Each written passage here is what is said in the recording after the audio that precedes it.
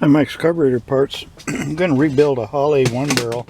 This is a 1940. The 1940 carburetor was used as a replacement carburetor for, in general, excuse me, the Autolite 1100s or 1101s. These were used to replace a lot of them. They're a pretty good little carburetor, a lot simpler than the 1100 was. Anyhow, this one here is a manual choke. If it had an automatic choke, it would have a diaphragm right here, a choke diaphragm, and of course it would have a choke thermostat mounted on it here. But anyway, this is a manual. Not too much difference other than that. So we're going to start by taking this off. This is a part of the fast idle. You see, as the choke closes, it opens it up, and there's the, it moves the, if you can see that, moves the throttle open a little bit. And we'll take this off. So I advise you to take a lot of pictures with your camera as you go along. It'll help you figure stuff out when you're putting it back together. It always helps me. Even to this day I need to do that. Okay, the next thing we're going to take off is this here is part of the accelerator pump.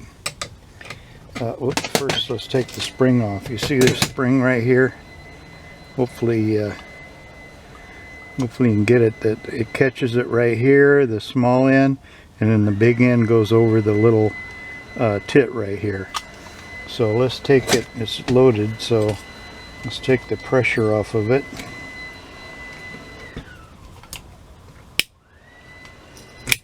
Okay, there we go, and there it is uncooked. And we just take this off. This is a 3/8. Doesn't take a lot of tools to do this. A couple screwdrivers, pliers of some sort. There are special tools for the 1940, but you probably wouldn't find. Okay.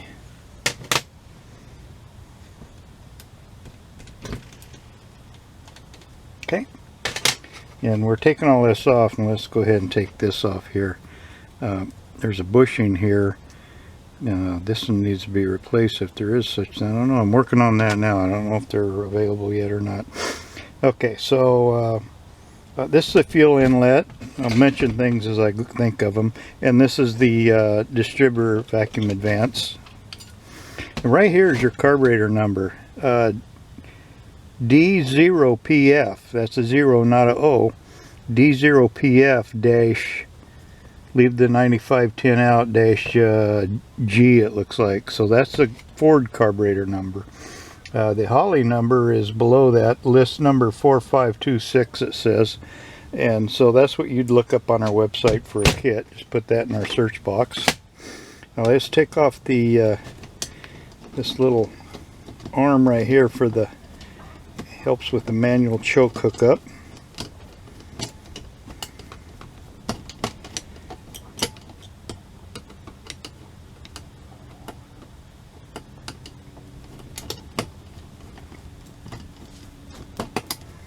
That's a long-winded screw. Okay.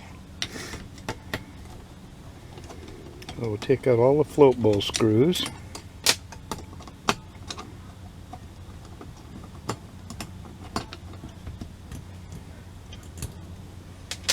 These take 10 by 32 is the size of the screw. I'm not sure how long. They look like they're about an inch long.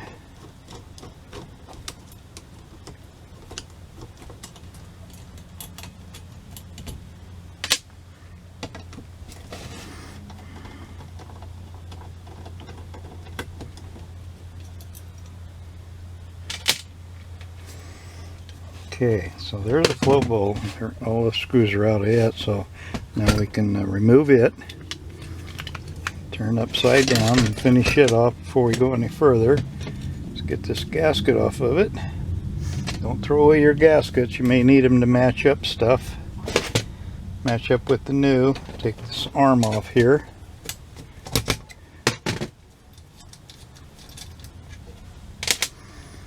Okay. And then we'll get the accelerator pump off.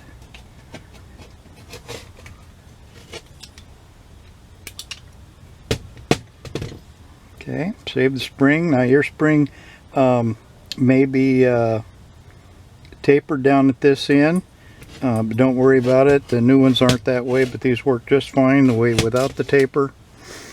Generally speaking, the kits come with just the cup. You'll replace the cup, so be careful of the stem, you don't break it. And this comes out.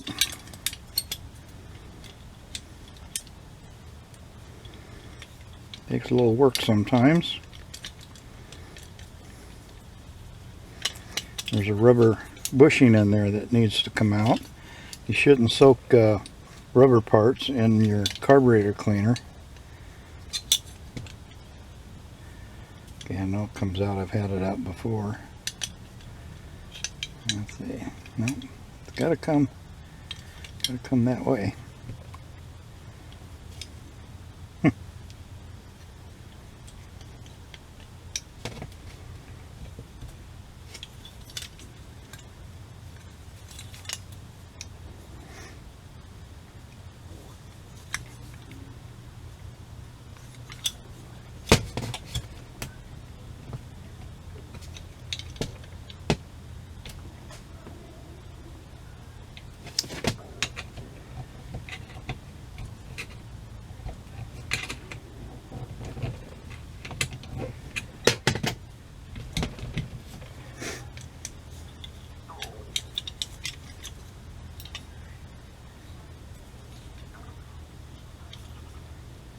Alright, what am I doing wrong here?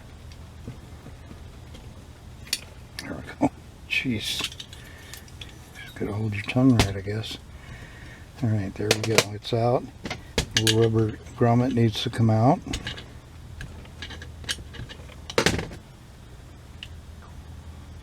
So it's just a little rubber bushing is what it amounts to. Now we normally take this out. Generally you can flick it like this. You flick it enough time it's going to pop out. It's in there, but somebody peened over the edges, staked it, and they did it so that it was never going to come apart. So they ruined the carburetor. Fortunately, this is just a show and tell carburetor. We don't sell them, so we just use it for demonstration purposes. So I'm going to leave it in there. There's nothing in there. There's no spring underneath it. You take these out. It's important that you get it clean. See, if you have to, you can drill this little clean out plug to clean it out. I don't even know if that plug's available right offhand, but anyhow, that's where it's at. So I'm going to leave it alone. Be careful of yanking on this. It will break. They are not available as far as I know right now. Okay, so there's the top. We'll put it aside, and we'll get to the float bowl here. And I see the retainer has already fallen out of it. This retainer goes right here on top of the float. Now when you get a new one, generally they're straight across and you got to bend them a little bit. They just need to be a little higher than the top of the bowl here, so that the top will press down on it and hold the float down. So that's the name of that tune. You got to take the needle and seat out, which happens to be this part of the inlet. There's a needle and seat. It has a gasket that goes on it, a little washer. And then the float will come out along with the float pin right here. Next thing we'll get is the main jet.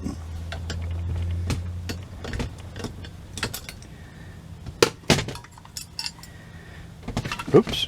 Okay, so the check ball and check weight fell out. It goes right here. Be careful of that. You don't lose these, especially the check weight. And here's the jet I took out, and they're usually stamped on the side. This one is 68, so it's a .068 for this particular 1940. Probably most of them are pretty close. And then the other thing we're going to take out is the power jet.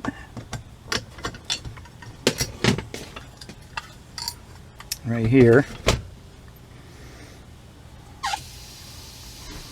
Goes in the hole like that. That's the power jet. Put it aside, and we'll take the throttle body off.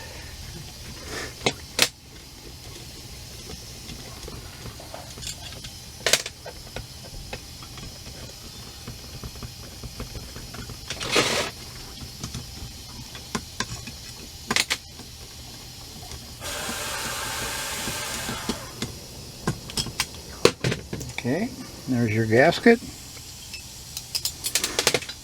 And there you go. Take the idle mixer screw out. Okay, so then we're gonna clean it. We like to use simple green, and we don't leave it in more than, say 2 to 4 hours at the most, or it'll discolor the carburetor. You want to start with all the small passageways, such as the idle mixer screw hole here, and follow it up. You see it comes out through here. There's also a off idle right here. You can see it. Maybe you can see it better that right here. And what that does, between your idle and your accelerating pump circuit, you need a little bit of extra gas to get it to that, but over that hump. And that's what this does. As the throttle valve opens, it uncovers that slot and allows more air fuel in there. Anyway, so my point is to make sure all of these small orifices are very clean. Follow it all the way up, blow them out, all the way up to all these little ones here. Some of these, like this one here, is very tiny. And there you go. So these originally came with the nitrofill. They look like plastic. We recommend replacing those always with the brass. And there we go. So this is far. I don't take the throttle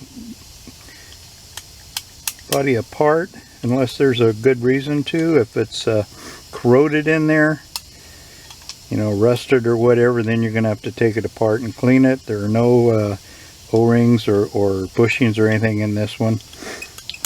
As far as you want to check to make sure you don't get any free play, this one's about a 30-second. That's probably the max right there.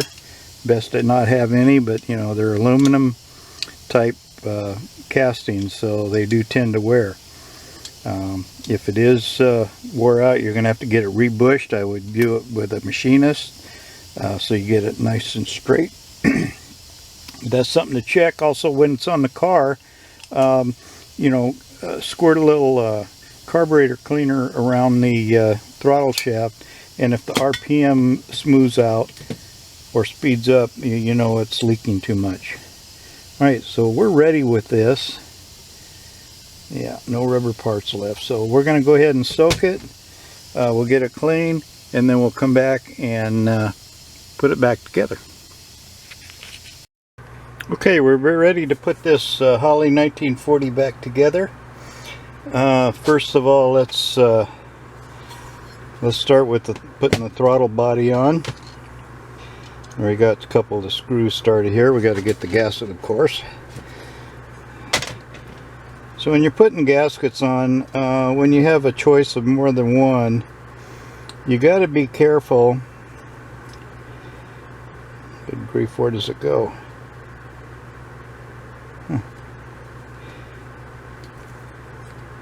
I get it can only go about 16 different places. This is weird. There we are. Okay. Alright, so you got to be careful. You want to be sure that the gasket is not leaving something open. Okay, so that would be a vacuum leak right there if it was left right there. Okay, but first you got to ascertain whether that actually goes through somewhere. A lot of times these cutouts are just casting from molds, like this right here. That's casting, goes no, well actually right there is a vacuum, but right here these are castings, don't go anywhere. So they can be covered by the gasket, that's my point. And this here has got a little hole. You can see over here. The hole's actually over here, but it travels from over there, so that's cool. It doesn't, the original gasket may have had a slot in it. It doesn't really matter. Okay, so I just wanted to point that out. It is a problem with a lot of people for some reason. Okay, so we're gonna get this put together.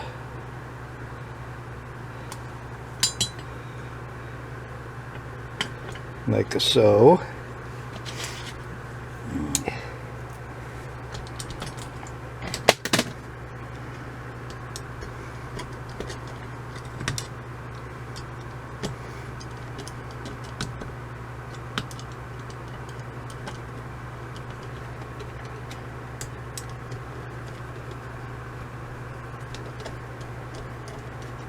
You always want to be sure that things are flat. Like here, you can see this has been machined.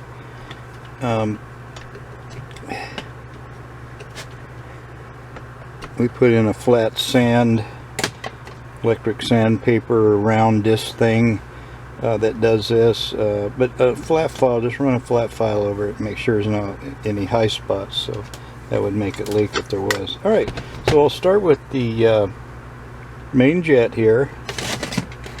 And get some light on in here. There we go. Maybe you can see it. And so, for them to get your hands in there. Oops, come here.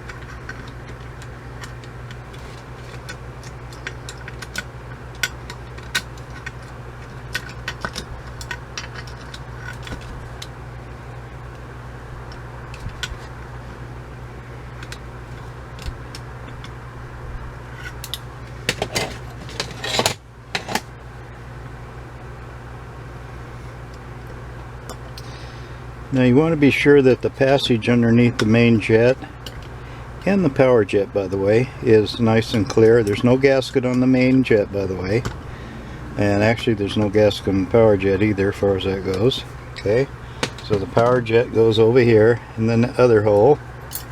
Oops, where'd the spring go? And I know I showed this when we were taking it apart, but you can see that real close. There's the spring. And oops, the spring goes on the bottom of it. This goes on top like so. And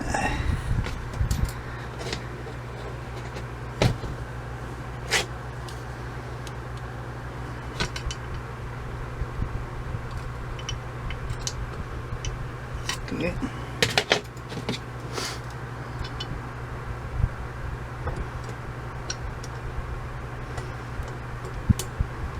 I don't have one with me right at the moment, but if you have an old screwdriver, take and grind a slot in it right in the middle of it to get over that stem. What you don't want to do when you put this in is bend the stem any.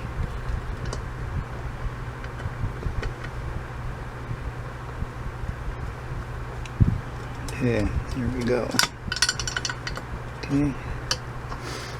Don't force anything, just keep trying until it goes. Stem's got to be straight. Okay, so there we go. We got the stem in. So the next thing we're going to do is probably one of the most important things you can do on a when you're putting these together is we're going to check the accelerator pump circuit. The biggest complaints we get are the accelerator pump and the hesitation rather, and also some stuff moved around here. The idle circuit, bad idle. So we're going to test the accelerator pump before we put it together, and that way we will know that's working. So I use mineral spirits. You can use gas, but I don't like the stink. And it's kind of dangerous, so just get that accelerator pump well filled up with some fluid, and put your pump in there, and you see if I start pushing it down, you see the fluid coming out here, so we know that's open. That's good. Now let's put the check ball in there, and we'll put the weight above it. and we're going to hold it down with something, and we're going to push. You can feel the pressure, you can feel it, it's not going anywhere, and you should get very little or no fluid coming out through the top. So see, if we let go, you can see the fluid come out now. So now we know that's sealing. If it's, now remember, one thing I mentioned here is this is light. You don't hold it down very hard. Okay, so now we know that's okay. And we're in our trusty little pail, which by the way has some varnish in it from some old gas. That's what happens, gas sits around. Got to hold the check weight in so it doesn't fall out. Get rid of that stuff. Okay. Alright, so next, let's go ahead and we'll get the float and everything else in here. So here's the float, and we need the float pin. Check the pin, make sure it's doesn't have any bad places on it that might cause the float to stick. This flood. These 1940s originally came out with a nitrofill float.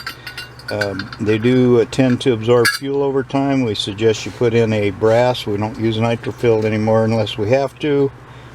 This is the retainer. These little arms go down the slots that you'll see there. And sometimes you need to bend them out. And this needs to be bent up in the middle like it is. Just so that it's above the float bowl just a little bit, because the top is going to sit down on top of that and squeeze it down and hold the float down. Okay, so there we go. And get in the slots. Are they in there? Yeah, okay, there we go. Alright, got it in the slot. Now we got to put the needle and seat in here. It takes this gasket. This one happens to be it's got like aluminum and a little bit of rubberized aluminum. I'm not sure what you call it, but it looks like there's some rubber on it. Normally I'd tighten it down, but I'll probably be taking it out again, so I'll leave it just like that, hand tight. Now, got to check the float, and to do that, we're going to hold this so it doesn't move. This one's pretty tight, and get you a straight edge, which I don't have in my hand. Maybe something like this. Okay. And then don't forget your check weight. It's going to fall out, and you turn it over, and basically you can see this. Make sure I get it in the video. Okay, so you want, when you turn it over, these are gonna you want these flush with the top of the bowl, and that's what the straight edge does. The straight edge should just touch the float. So you got to do it when it's upside down. Now, if you're going to adjust this thing, I knew I was going to take it out. Do not bend the pontoons. Never bend the pontoons, because where they're soldered, it will cause it to leak. And so you don't want to do that. You bend this to adjust the float level. And if the pontoons aren't centered in there, that's something important. Bend it right here. Yeah, because what you don't want it is the floats to rub on the edge, because that will definitely make it flood. Okay. You want to be absolutely sure when you're putting these together that needle and seat is clean. You might run a little fluid through it just to make sure there's no dirt in it. That's 90% of the time that's what causes flooding, is the needle and seat leaking. Alright, so we got that there. We're good to go there. Okay, so we're going to put that aside for the moment and do the top.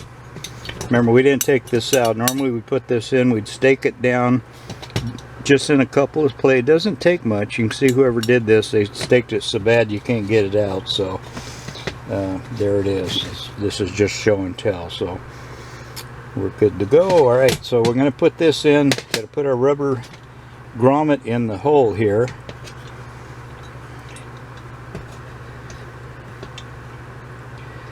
Like so.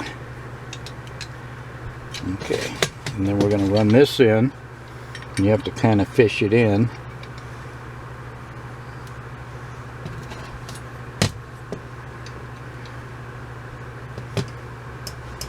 Hold the rubber in at the same time so it doesn't get popped out. Okay, so that's about where it's going to go right there. See, this is what moves the accelerator pump up and down. We take the accelerator pump and we put the rubber back on here.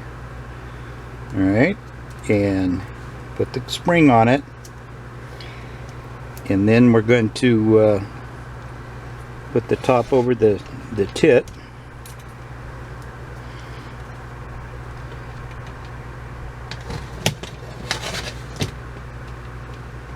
Like so. Okay, and then that goes in the hole. Down there.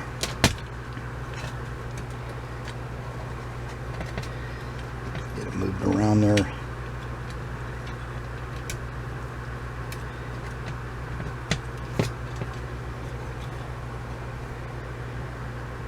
Okay.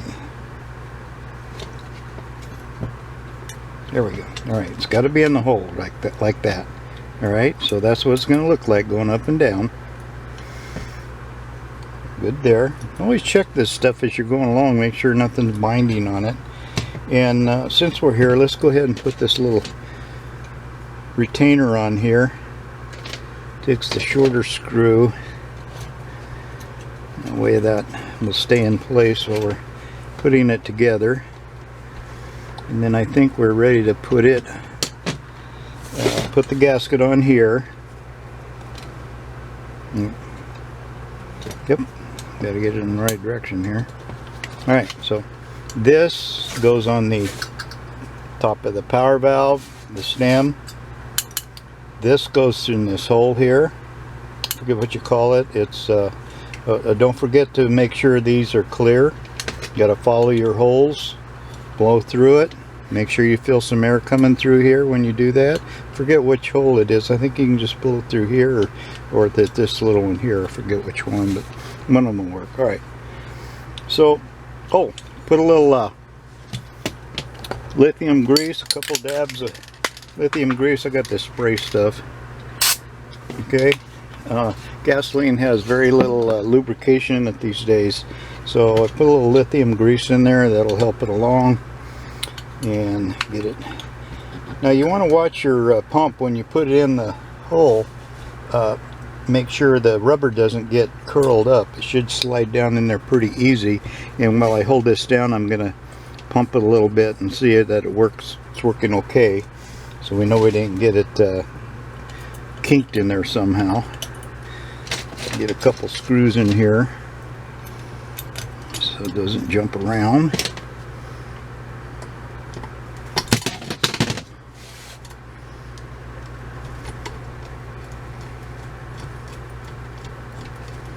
Okay.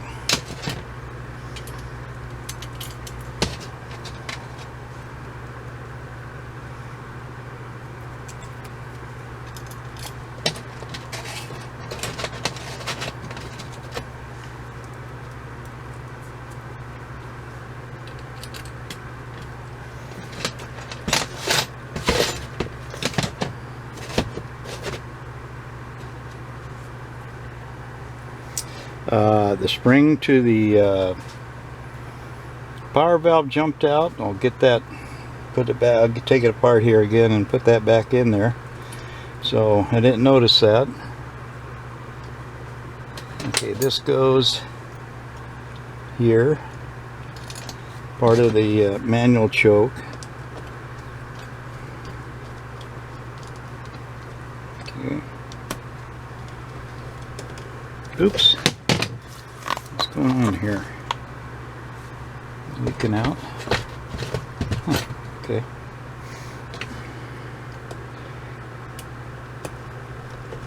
I was going to use that to fill the pump well, but figured out used mineral spirits instead. So these screws, you don't screw one down all the way. You go from end to end Just tighten them evenly, that way you're not warping the top. Just go from one side to the other. Okay. And so there you go on the top. And then the next thing would be to yeah, let's put the this on here. I mentioned when I took this apart, I did find these and we got them on order. These are the bushing. You see this one needs to be replaced and goes right here, so we'll have those available pretty soon. And so you put this in here like this, and then that goes in there like a so. And turn that around like it should. There we go. Okay, so this goes here.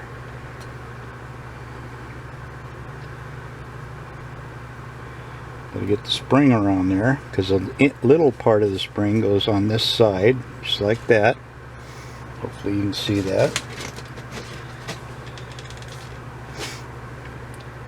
Try to keep the camera in the right position so you can see stuff. It doesn't always happen. Tend to get carried away. Alright.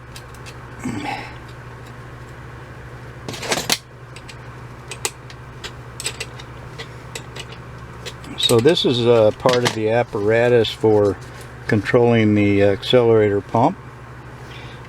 These are adjusted. You measure from the center of this hole over to the center of this hole, and you want a 1 inch with it at idle, I should say, with the throttle valve closed like so.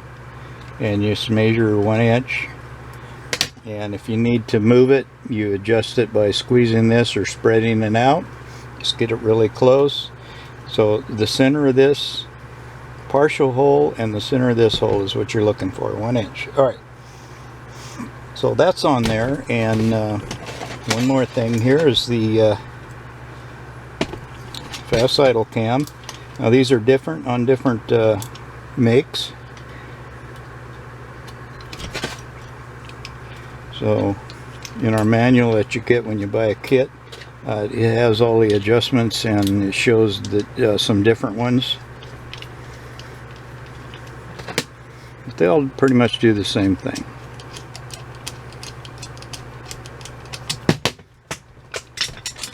Yep, my screwdriver. Okay, that's right, we don't need it anymore.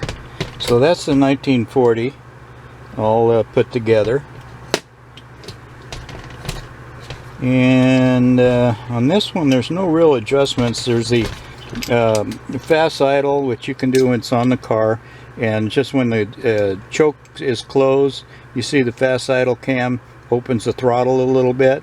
So this is where you adjust the fast idle due to whatever your manual says. You know, if idle is like 600, this will probably be around 1200 or so. And this is where you adjust the idle. And the idle mixture, the screw which I already had in there, you turn in 1.5 to 2 turns, or turn in all the way, and then turn out 1.5 to 2 turns. And that's your initial setting. You'll adjust it after you get it on the car at idle speed, operating temperature. You adjust this so you get a smooth idle. Put a vacuum tester on your manifold somewhere where you have a vacuum source.